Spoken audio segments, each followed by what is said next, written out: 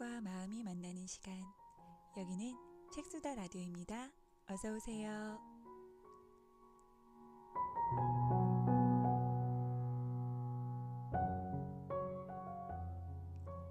한번 지나가 버린 것은 다시 되돌아오지 않습니다. 그때그때 감사하게 누릴 수 있어야 합니다. 또 달은 기약할 수 없습니다. 이 다음 달에는 날이 흐리고 굳어서 보름달이 뜰지 말지 알 수가 없습니다. 달뿐 아니라 모든 기회가 그렇습니다. 모든 것이 일기일회입니다. 모든 순간은 생애 단 한 번의 시간이며 모든 만남은 생애 단 한 번의 인연입니다.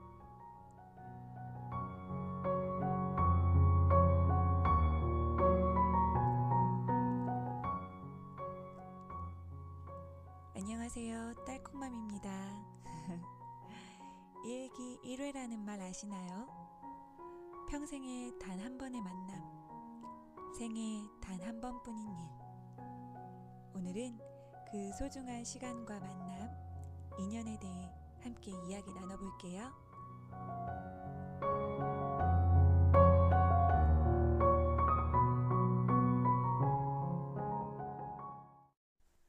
오늘 제가 가지고 온 보물책은 법정 스님의 일기 1회입니다. 법정 스님 하면 제일 먼저 떠오르는 게 무소유라는 단어가 아닐까 싶어요. 스님 본인의 삶의 실천 기준이기도 하셨고, 또 법정 스님이라는 분의 존재를 대중들에게 가장 널리 알린 책의 제목이기도 했었죠. 무소유란 아무것도 갖지 않는다는 것이 아니라 불필요한 것을 갖지 않는다는 것. 우리는 필요에 의해서 물건을 갖지만 때로는 그 물건 때문에 마음이 쓰이고 이는 곧 무엇인가에 얽매인다는 뜻.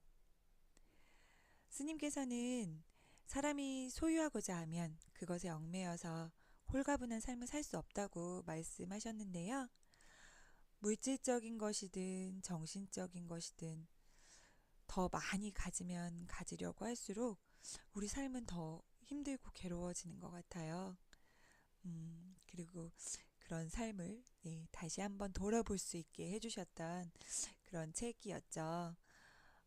그 이후로도 오두막 편지, 새들이 떠나간 숲은 적막하다, 물소리, 바람소리, 그 외에도 굉장히 많은 수필집을 출간하셨었는데, 제가 오늘 여러분과 함께 나누고 싶어서 가지고 온 일기 1회는 법정 스님 본인이 직접 저술하신 책이 아니에요.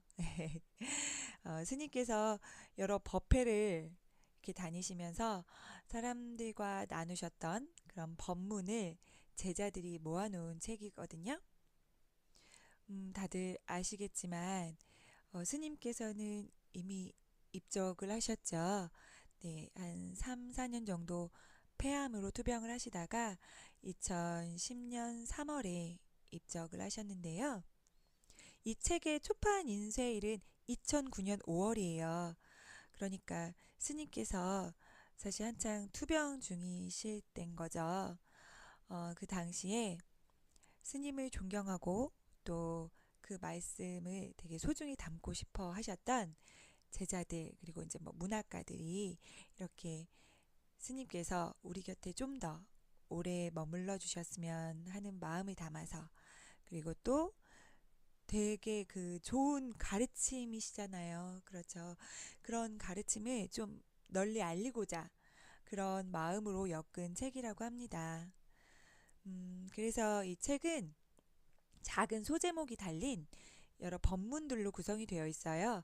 그리고 그 법문의 서두에는 그 법문이 이루어지던 날의 풍경, 그리고 사람들 모습, 그 당시 상황, 이런 것들이 이제 짧게 담겨져 있는데요. 그 말씀 중에 그렇게 녹아있는 계절이나 시간, 그런 상황들을 함께 기록해 두기 위해서 그렇게 쓰셨다고 하네요. 담아두었다고 하시네요.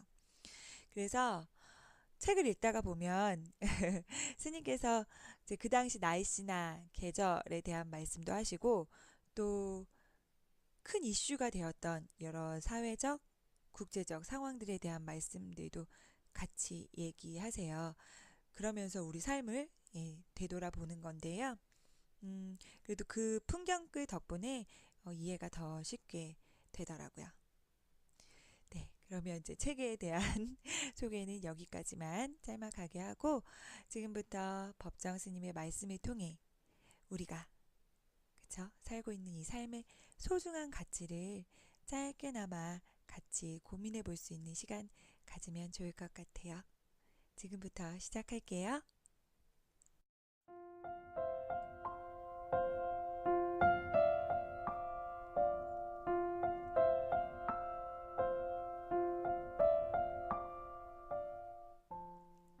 한 수행자가 동산 선사에게 이렇게 묻습니다.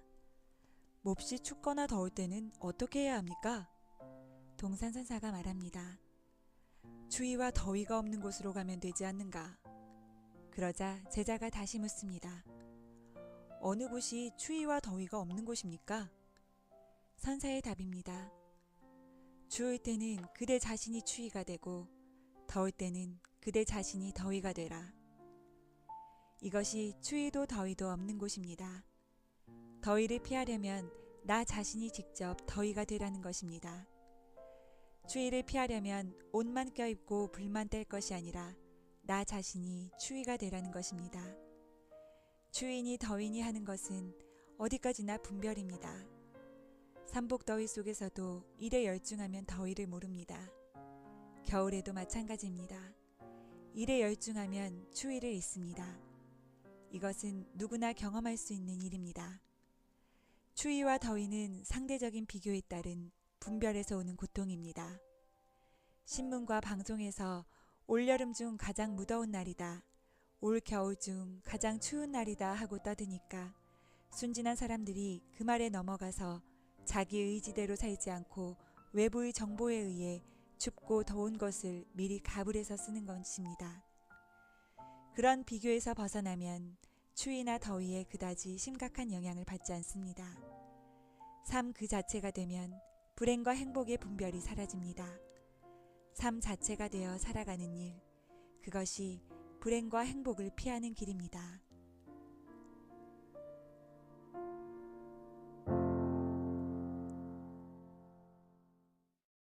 네, 저는 이 구절 읽으면서 올해 굉장히 무더웠던 여름이 떠올랐어요. 아, 정말 너무 더웠죠? 그래서 밤에도 에어컨을 끌 수가 없었어요. 그리고 만나는 사람마다 인사가 아, 날씨 너무 덥지. 아, 너무 덥네요. 정말 입에 달고 살았던 것 같아요.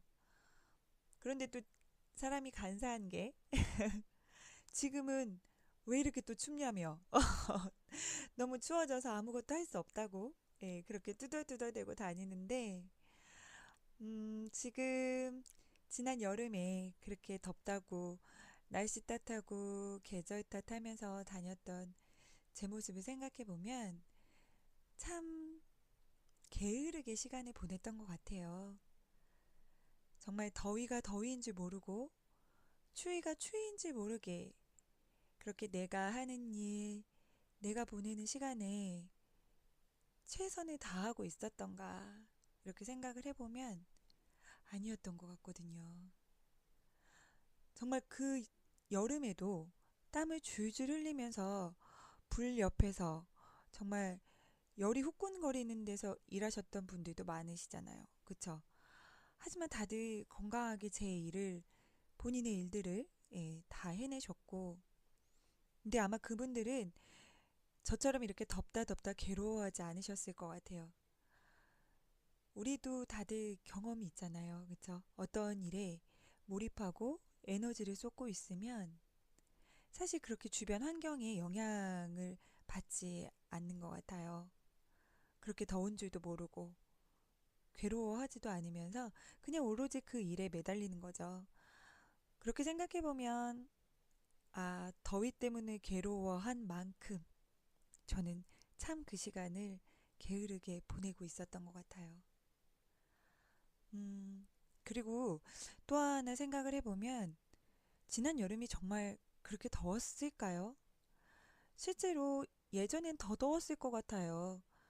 요즘처럼 에어컨이 대중화되었던 때도 아니고 대부분의 생활을 땡볕 아래에서 그쵸? 생활했던 때가 있었는데 그때도 분명 더웠을 텐데 사람들은 요즘 날씨가 더 더워졌다고 유난히 더 괴로워하는 것 같거든요. 그렇게 생각해 보면 그 더위라는 것도 정말 그런 객관적인 지표에 의해서 온도가 너무 높아서 덥다고 느끼는 것보다 우리 마음 속에서 아, 덥다. 이런 생각을 하는 순간부터 정말 더워지는 것 같아요. 그리고 너무 괴로워지죠. 더우니까. 지금은 추워서 아무것도 못하는 것처럼 그땐 더워서 아무것도 할 수 없었잖아요. 그러면 이런 더위, 추위, 스님께서 책에서 말씀하신 것처럼 이건 정말 제 주위의 환경 때문이 아니었던 것 같아요. 제 마음 속에서 만들어낸 거지. 행복과 불행도 마찬가지겠죠. 객관적으로 남들이 봤을 땐 정말 불행한 일을 당할 수도 있어요. 하지만 또 내 마음 안에서 그 불행을 바라보는 여러 시각, 마음가짐에 따라서 조금은 덜 불행하고, 그죠? 또 평범한 일, 누가 생각해도 그냥 아무런 사안이 아니고 특별한 일이 아닐지라도 내 안에선 너무 큰 행복으로 다가올 수도 있고, 아, 행복이구나, 이게 불행이구나. 이것 또한 내 마음에서 일어나는 구분과 분별이죠. 그걸로 인해서 나는 괴롭고 또는 즐거워지는 것 같아요.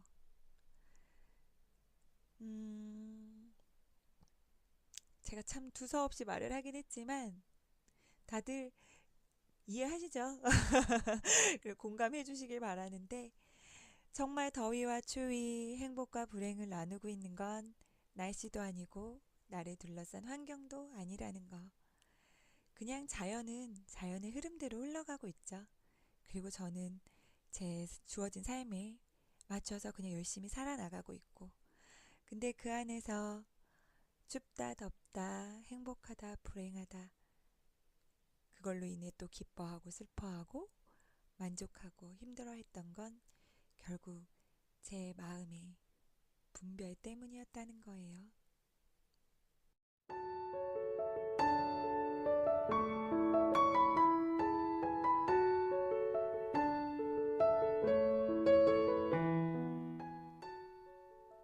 우리가 겪고 있는 막막한 고통은 언제까지나 지속되지 않습니다.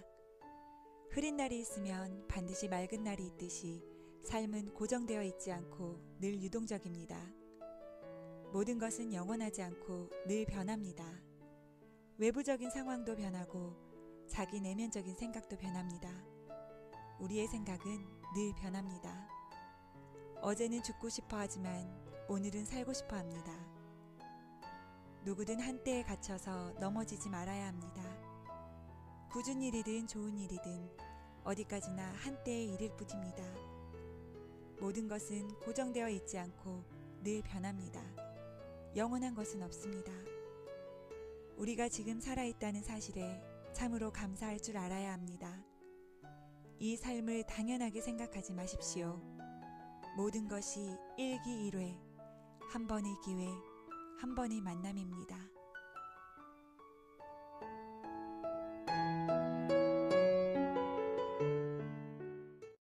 지금 이 순간도 우리에게는 일기일회라는 걸 알고 계신가요? 그쵸? 제가 여러분과 이렇게 법정 스님의 말씀을 함께 나누는 시간도 저에게 있어서 또 여러분에게 있어서는 생애 단 한 번의 기회이면서 단 한 번의 시간일 테니까요. 이 책을 제가 여러 번 읽었어요. 그리고 그때도 다른 사람들이랑 같이 그 느낌을 나눈 적이 있는데요. 똑같은 책을 읽고 똑같이 느낌을 나눈다고 해도 그때랑 지금은 전혀 다른 순간이죠. 또 그때 느꼈던 느낌, 기분, 깨달음. 지금과는 달라요.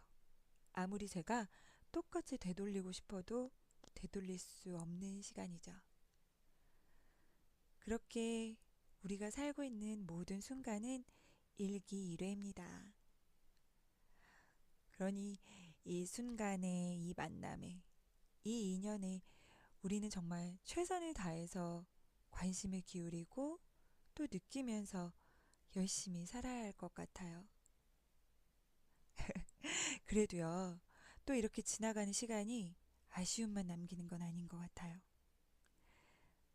물론 놓치기 싫은 그런 안타까운 시간과 또 그런 인연도 있겠지만 사실은 우린 또 빨리 지나갔으면 하는 시간과 아픔이 있잖아요. 그렇게 좀 괴롭고 아프고 힘든 시간들은 조금 빨리 지나가지고 다시 돌아오지 않는다는 게 참 감사한 일인 것 같아요.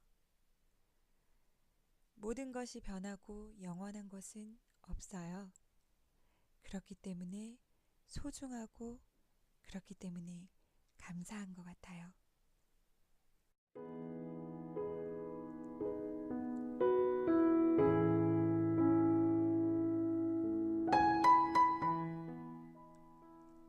어떤 학자가 조주 스님에게 이렇게 묻습니다. 저는 모든 것을 버리고 한 물건도 갖지 않았습니다. 이런 때 어떻게 하면 좋겠습니까? 조주 선사는 답합니다. 방하착. 이것은 승가의 용어로 내려놓으라는 뜻입니다. 그러자 그 학자가 다시 묻습니다. 이미 한 물건도 갖고 있지 않은데 무엇을 내려놓으라는 말씀입니까? 조주선사의 답입니다. 그렇다면 지고 가라. 여기서 우리가 생각할 부분은 이것이 말장난이 아니라는 점입니다. 아무것도 가지고 있지 않다는 생각. 이것을 불교 용어로 상이라고 합니다. 내려놓았다고 해서 내려놓았다는 생각을 가지고 있으면 안 된다는 것입니다. 진정으로 내려놓았다면 그 생각과 관념에서조차 벗어나야 합니다. 그것은 분별이기 때문입니다. 아무것도 가지고 있지 않다는 그 생각조차 내려놓아야 합니다. 모든 것을 내려놓으라는 말은 모든 것으로부터 자유로워지라는 가르침입니다. 가졌느니 버렸느니 선하니 악하니 아름다우니 추하니 하는 일체의 분별들에서 벗어나라는 것입니다.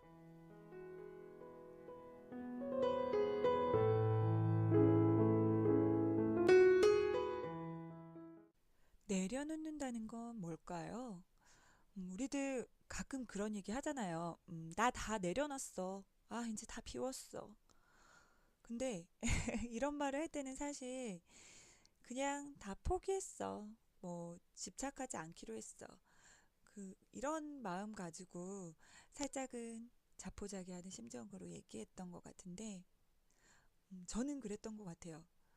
어, 그런데 또 이렇게 말을 해도 결국은 내려놓지 못할 때가 더 많았죠.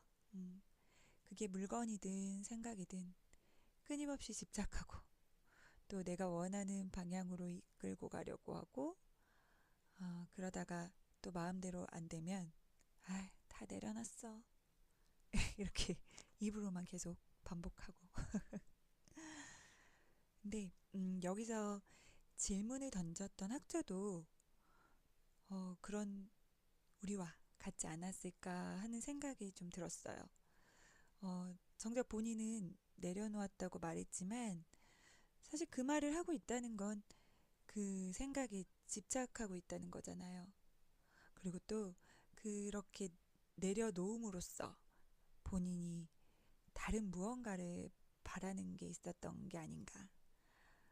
그 얘기는 결국 집착의 대상이 달라졌을 뿐 내려놓은 건 없게 되는 거죠.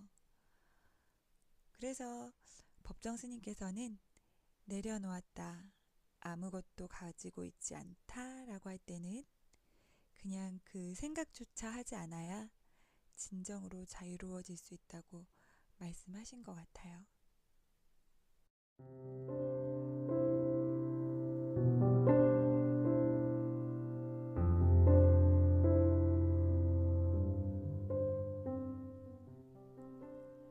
오늘 산길을 나오면서 문득 이런 생각을 했습니다. 만약 출발 지점에서 종점까지 훤히 보이는 길이라면 어떻게 될 것인가? 강원도에서 길상사까지 전혀 거치적거리는 것 없이 직선으로 뚫려 있다면 어떨까? 현실적으로는 가능하지 않지만 만약 그런 길이 있다면 아마 지루해서 운전하는 맛이 없을 것입니다. 얼마나 무료하겠습니까? 졸음이 쏟아지거나 사고가 날 것입니다. 여기 직선과 곡선의 상징이 있습니다. 사람의 손으로 빚어놓은 문명은 직선입니다. 그러나 본래 있는 그대로의 자연은 곡선입니다. 나뭇가지, 흐르는 강물, 산맥, 해와 달을 보십시오. 다 곡선입니다. 그러나 사람들이 만든 집이나 그 밖의 구조물들은 거의 직선입니다.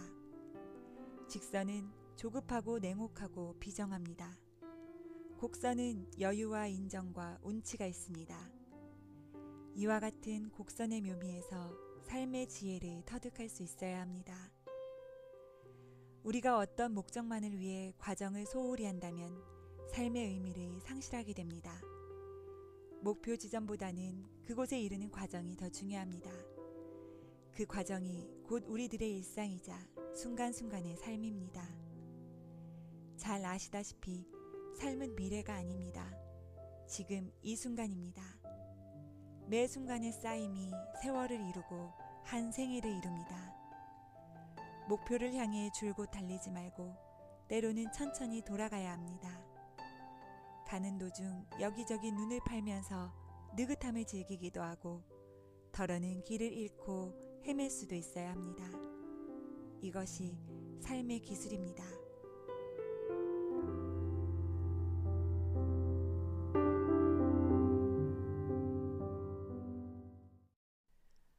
혹시 여러분, 누군가가 여러분에게 혈기왕성했던 20대 혹은 꿈이 가득했던 10대로 다시 돌아가겠냐고 묻는다면 어떻게 대답하시겠어요?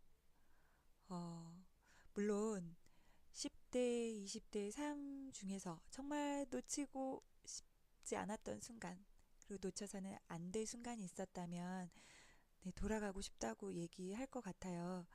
그런데 그거는 지금 이 순간까지 살아온 기억을 가지고 있을 때, 네, 그랬을 때 얘기고, 만약에 이러한 삶의 기억이 없이 다시 돌아간다고 하면, 저는 싫다고 얘기할 것 같아요. 그렇게 다시 돌아가고 싶은 마음이 간절하지 않은 그 이유는 아마도, 네, 맞아요. 너무 막막했잖아요. 물론 힘도 넘쳐나고 에너지도 넘쳐났지만 어떤 길을 갈 때마다 어떤 선택을 해야 할 때마다 참 그 갈림길에서 너무 많이 고민하고 또 애태우고 그렇게 알 수 없는 미래에 대한 두려움, 어떤 길을 선택하는 것이 옳은지 판단을 할 수가 없어서 많이 방황했던 시간들. 뭐 그런 것들 때문에 굳이 굳이라는 말이 네. 근데 그게 사실은 삶의 묘미죠. 그리고 스님께서 얘기하셨던 곡선의 묘미겠죠. 정말 직선으로 길이 나 있어서 내가 가야 할 길이 보이고 뭐 흔히 얘기해서 나한테 소질이 명확히 보여서 나는 이 길로 가면 성공해. 누군가가 이렇게 얘기를 하고 나 또한 그걸 알고 있다면 그 길로 직진만 하면 되죠. 다른 길 돌아볼 필요가 있겠나요? 있겠나요? 있을까요? 근데 그럼 참 재미없는 삶인 것 같아요. 물론 그쪽에 소질이 없을 수도 있어요.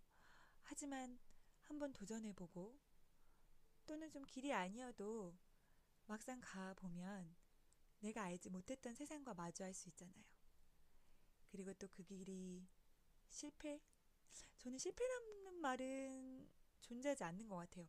그 실패는 결국 제가 뭔가 또 하나를 배우었던 기회가 되는 거잖아요. 그쵸?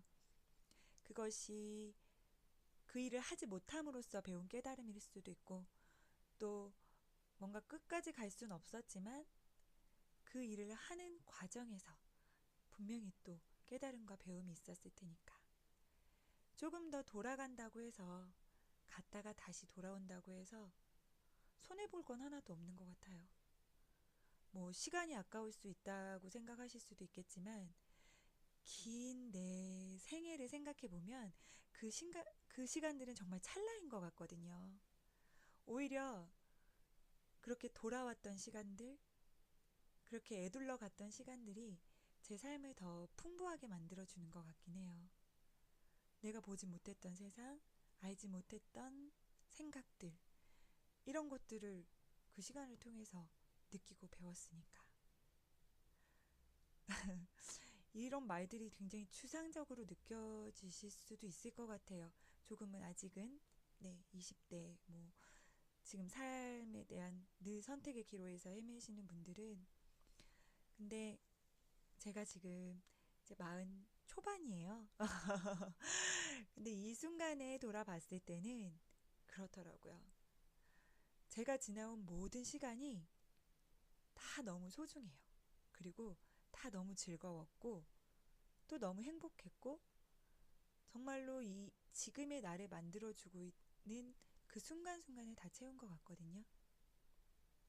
이렇게 얘기하면 제가 이렇게 평탄하게 지금 하고 있는 그냥 지금 직장에 다니고 있는데 그 일 하나만을 위해서 되게 평탄하게 지내온 것 같지만, 저도 20대, 30대를 거쳐오면서 직장도 그렇고 진로도 참 여러 번 바뀌었어요. 남들이 보기에는 뭔가 어느 한 곳에서 자리를 잡아야 하는 나이대, 이런 때 다시 새로운 걸 시작하려고 했고, 또 시작을 했고, 또 도전을 했고, 그래서 또 그 순간에 새로운 삶이 시작이 됐고 새로운 즐거움이 있었어요. 지금까지 정착을 해왔던 시간들은 객관적으로 보면 다들 너무 연관없는 일들로 이렇게 연결이 되어 있어 보이지만 아니거든요. 그냥 그 순간순간이 제게는 너무 즐거운 시간이었고 소중한 시간이었어요. 이렇게 느낄 수 있었던 건 그 과정을 너무 즐겼기 때문이에요. 저는 그런 생각이 들어요. 이 글을 읽고 있는, 또는 이 이야기를 듣고 있는 모든 분들이 지금 그 순간이 얼마나 행복하고 또 그 과정이 괴로움이 아니라 즐거움의 시간이 될 수 있는지를 꼭 아셨으면 좋겠어요.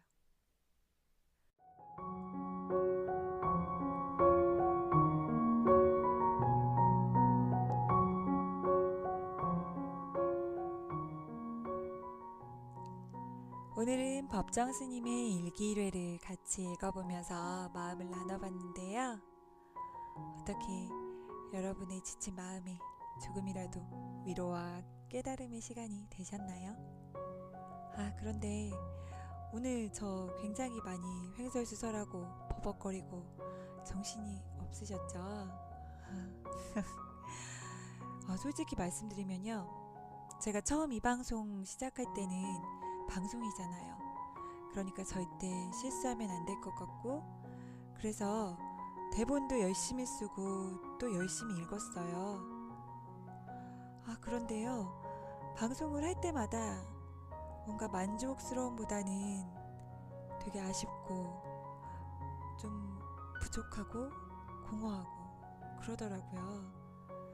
그래서 고민을 해보니 제가 너무 인위적인 방송을 하고 있는 게 아닌가, 그런 생각이 들더라고요. 대본은 어떻게든 있어 보이게 그렇게 쓰려고 노력했고, 또 틀릴까봐 정말 토시 하나 틀리지 않게 읽으려고 했고, 그러다 보니 어느 순간 말의 진정성이 사라지는 것 같더라고요. 그래서 오늘은 그냥 나누고 싶은 그런 생각들에 단어만 가지고 대본 없이 이야기해봤어요.